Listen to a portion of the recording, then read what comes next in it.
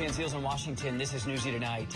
Not guilty on all counts. Kyle Rittenhouse was cleared after roughly 25 hours of deliberations by 12 jurors. Rittenhouse was 17 years old when he shot and killed 2 people and wounded another with an AR-15 style rifle during protests and riots in Kenosha, Wisconsin last year. Rittenhouse says he only shot in self-defense, and the jury believed him.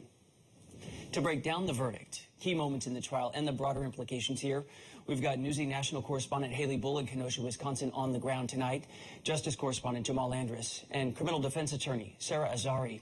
Haley, let's go to you first tonight because you're on the ground. The reaction online, it was black or white. You heard hallelujah. You heard how could this possibly happen? What's it like there?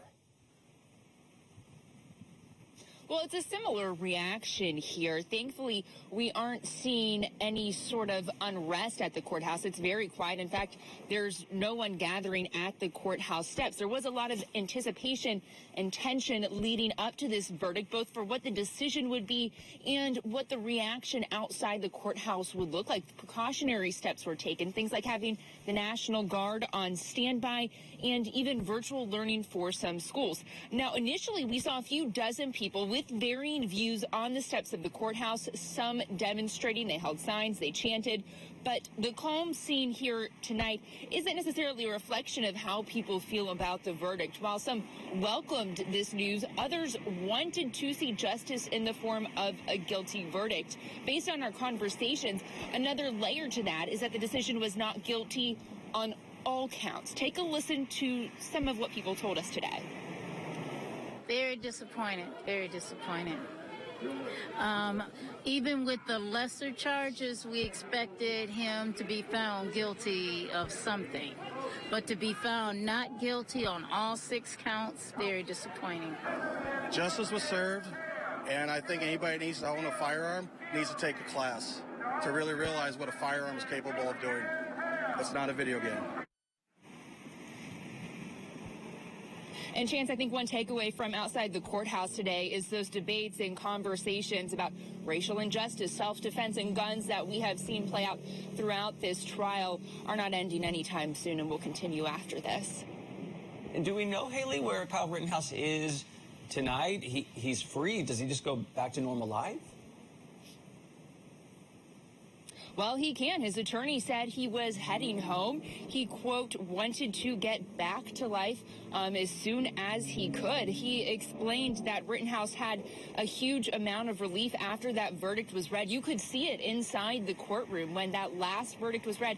He kind of broke down. He was in tears and almost collapsed. Now, what normal looks like from here in a case that has become so high profile and divisive across the country, that may be a relative term, Chance. Haley, stay right there. We also do know that I think he's going to talk with Tucker Carlson on Fox News on Monday. So, again, that's a right-leaning show, and he's going to be there with him. So we'll see how that goes.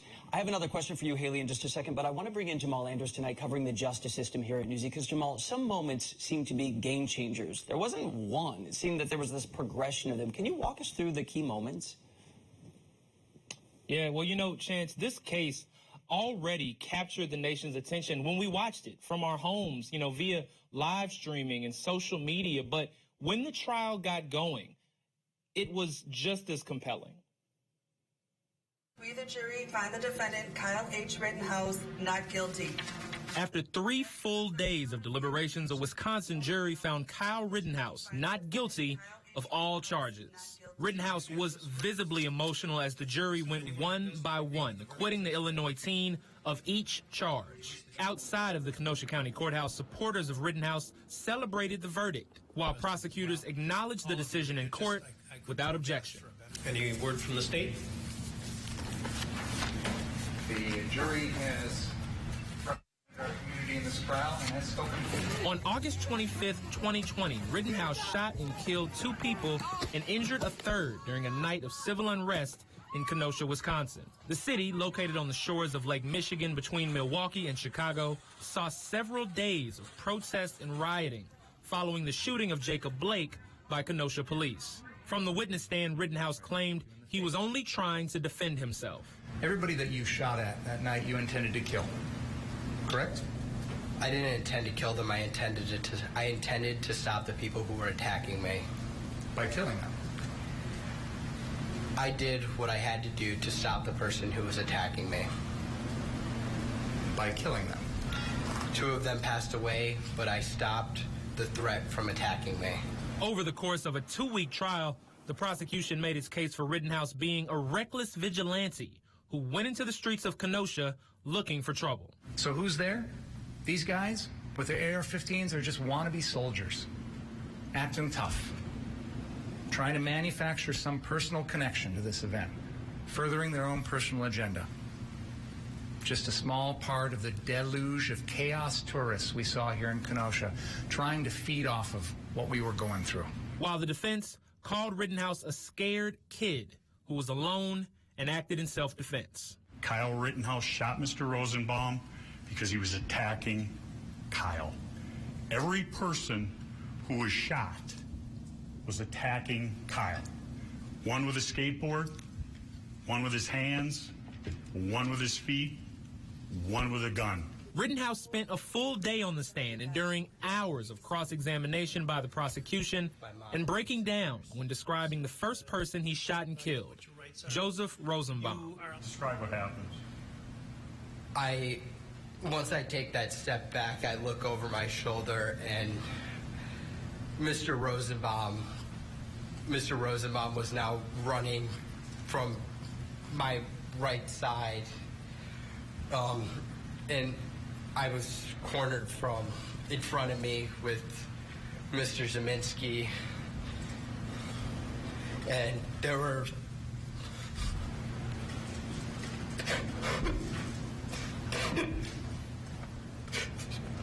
there were 3 people right there.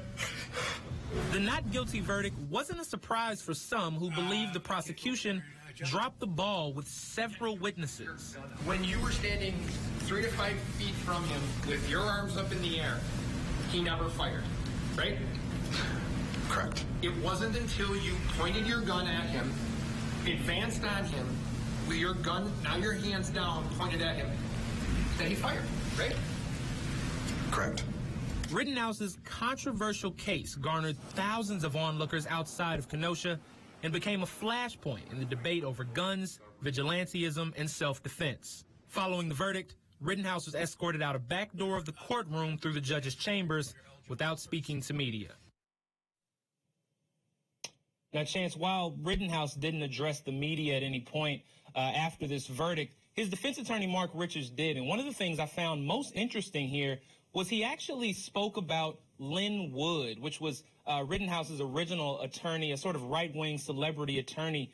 And he said that the first attorney would have lost this case because he viewed Rittenhouse as a cause rather than a client.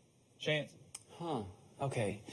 In your piece there, you said there were several flashpoints, and I want to walk through those with you and a few other people tonight. If we could start with the charge of illegally carrying a dangerous weapon. That was dismissed kind of mid-trial. He was carrying an AR-15 style rifle, is my understanding. But if Kyle Rittenhouse would have had a shorter, smaller rifle, that would have been illegal. Do the open carry laws just stay on the books as they were prior?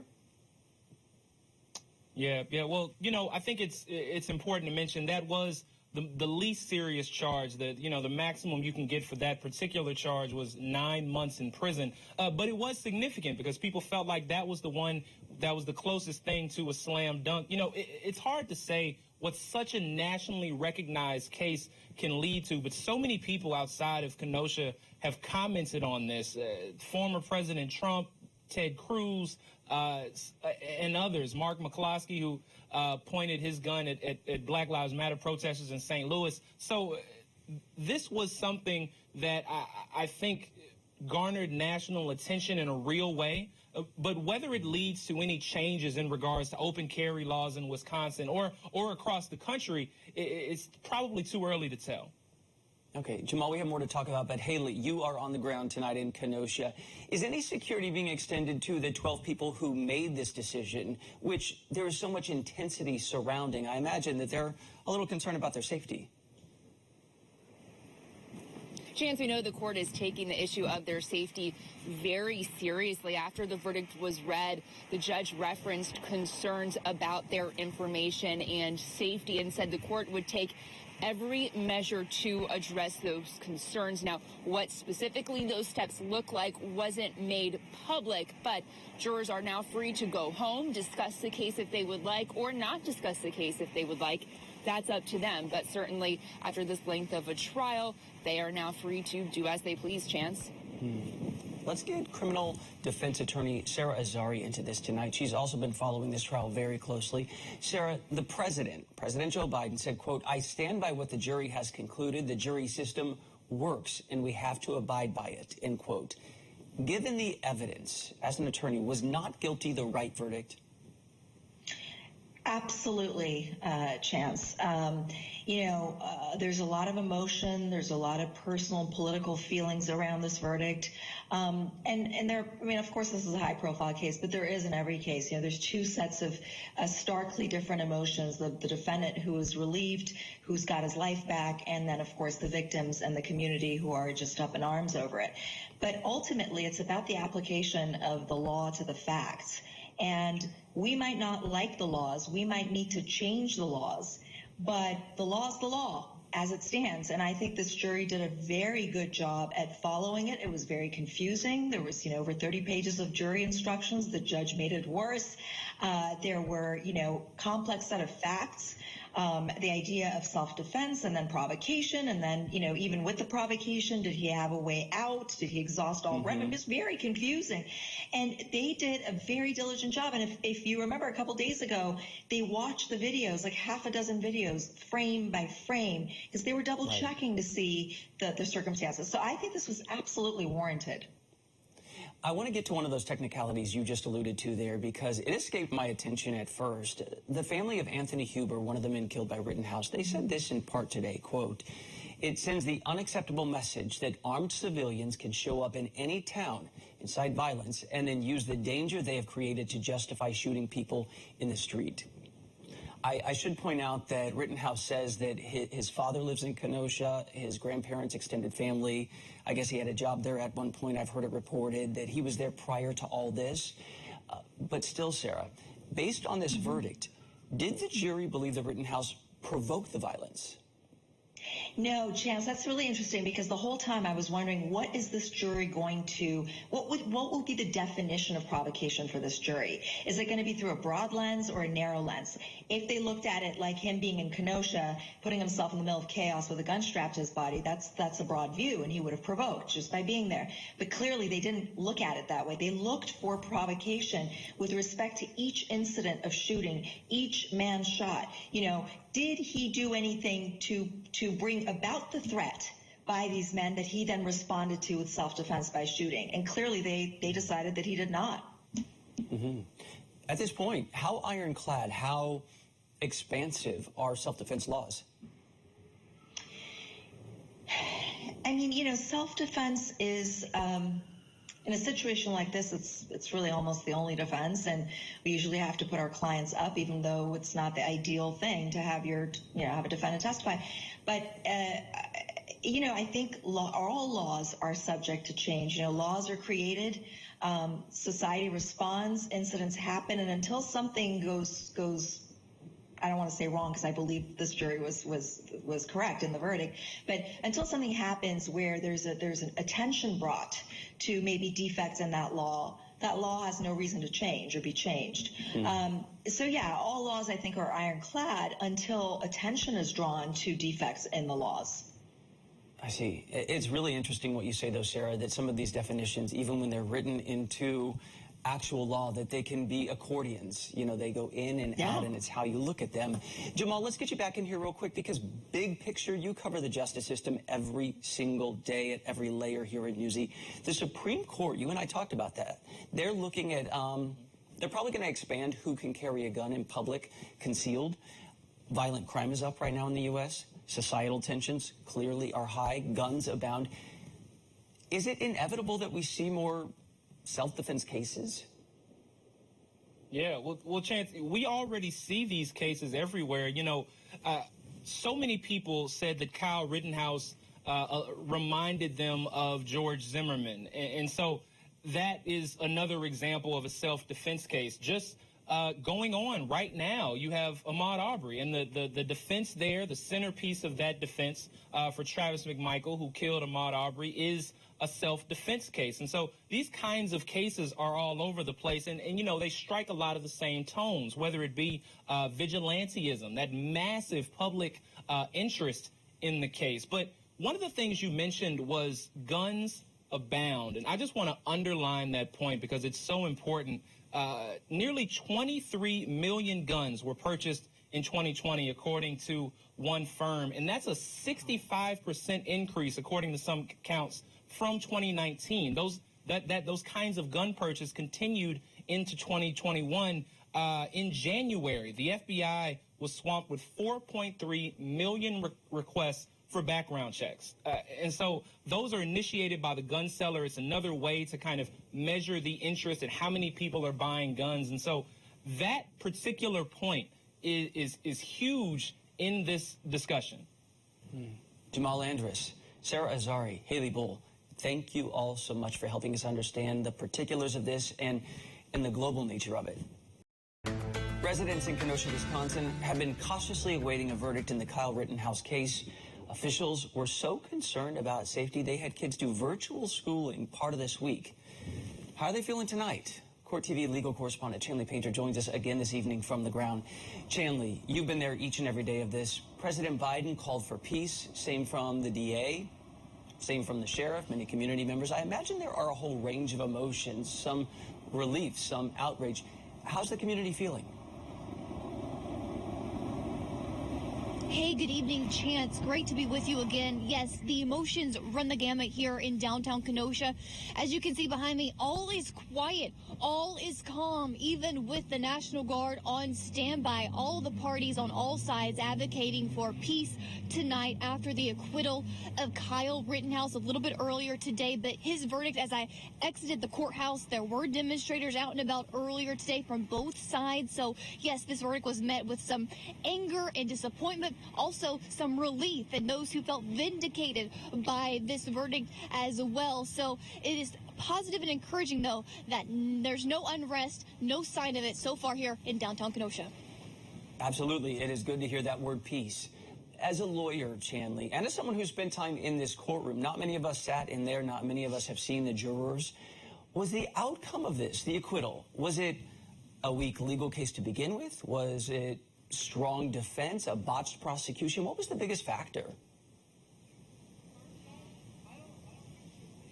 All of the above, Chance, played into this verdict, but you have to remember that the law of self-defense here was definitely an advantage for defense in this case, and I think that clearly showed in how this jury went through the jury instructions in this case. But also remember, a lot of the prosecution witnesses their testimony virtually supported the defense theory of self-defense, coming from Gage Grosskreutz, the survivor, even the medical examiner. The defense craftily able to turn some of that prosecution testimony to their own advantage. And as you can imagine, with this acquittal today, the prosecution disappointed. You could tell inside the courtroom their reactions. And also, Thomas Binger, the lead prosecutor in this case, did release a statement, Chance, and he says that this jury representing our community has rendered its verdict in the Kyle Rittenhouse case, and while we are disappointed with the verdict, it must be respected.